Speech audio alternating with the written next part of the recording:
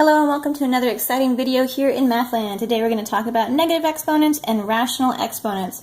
Okay, so we've got the negative exponent formula down here, the way it's kind of sketched out for us. But let's use some numbers and letters with this to see what's going on here. Okay, so I've got x to the negative n. Yeah, x to the negative n. Oops, I forgot. That's why it's not right. X to the negative n is the reciprocal of that base to that same exponent. So let's get some examples with that using numbers. So I've got, let's use m, and I've got m to the negative third. So this negative exponent tells this base, whatever it is, to become the reciprocal of itself. In other words, this is, say, a whole number. We can write it as m over 1. It's going to say, hey, you don't belong up here. You need to switch to the bottom now. You need to be a denominator instead of a numerator base. So we're going to switch this whole thing here and make that a fraction. So 1 over m. And this little exponent here, he says, hey, don't forget about me. I've taken care of the negative as far as making it the reciprocal of that base.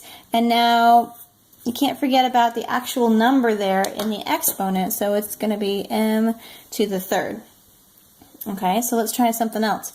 We've got, let's say, 7x to the negative 3 times, this is a separate example, times 8x to the, let's say, 9th.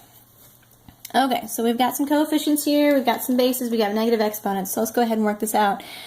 Okay, this 7, nothing happens with that 7. This negative exponent only goes with its base, and since we don't have parentheses around this whole thing, the base is only the x, so that only goes with the x. So 7, he doesn't do anything.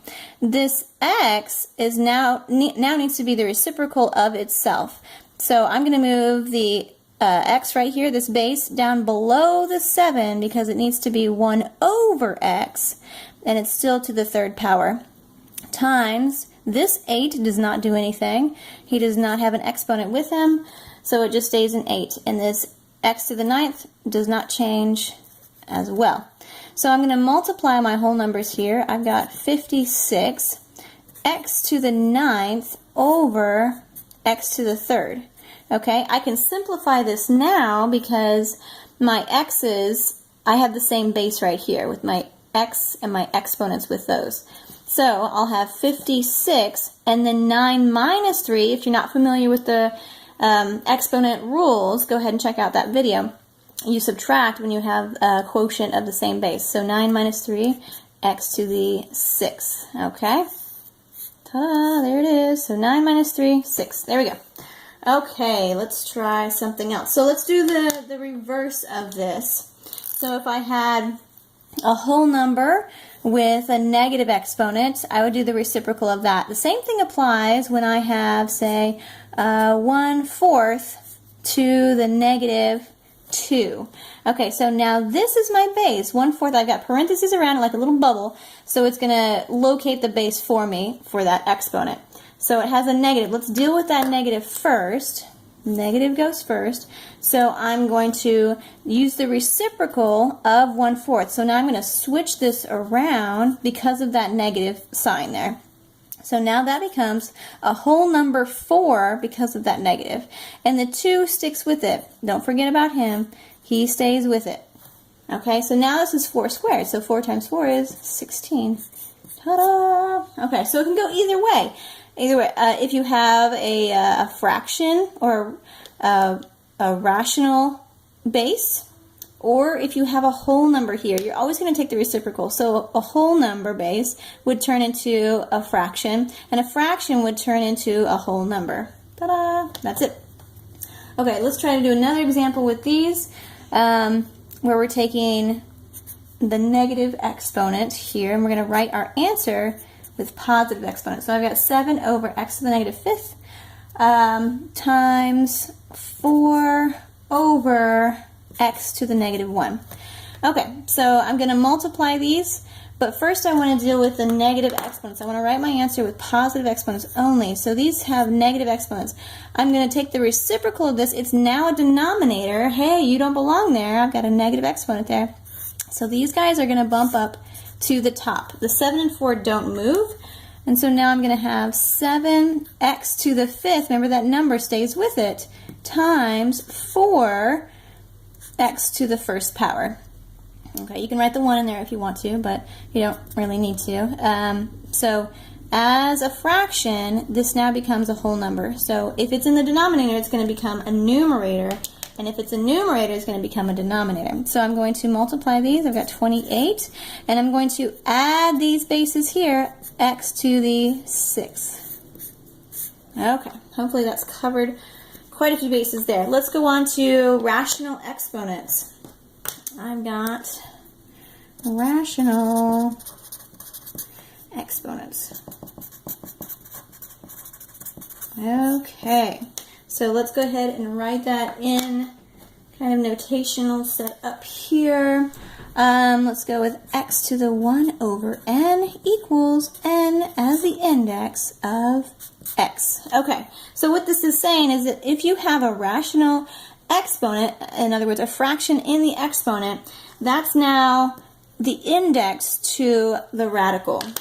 So let's go ahead and use some numbers and letters with this. So I'm going to say m to the 1/3 would mean it's the third root. That denominator becomes the index here of m. So this denominator becomes the index here of m, and that's what we're looking for. That right there is our answer. So let's do another, example here. Let's do 5x to the, let's put in a negative. Negative 1/2 times 6x to the, we'll do 1/8. Okay, what is that going to equal?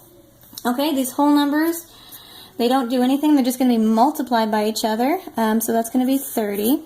Now let's check out this this variable here. So it's just x to the negative 1/2. So I'm going to move it down. So it's going to be over x. That deals with the negative part. And I've got the 1/2. So the denominator is the index to this. It's understood to be 2 here when we have a radical or square root. Okay. And then we're going to multiply by, I've got, he's going to be on top. So x to the 1/8. So I'm just going to extend that line there. X, he doesn't move anywhere. He's still a numerator. So x, and I've got an index of 8, over radical x.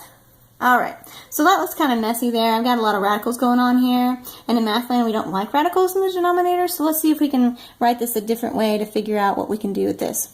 Okay, so I'm going to rewrite this as, sometimes you need to go back to rational exponents to see if we can subtract these or add these. So I've got 30, we'll say times x to the 1/8, okay, over x to the 1/2, okay? So now I've got terms with the same base here, and I've got subtraction here. I can use my quotient rule here.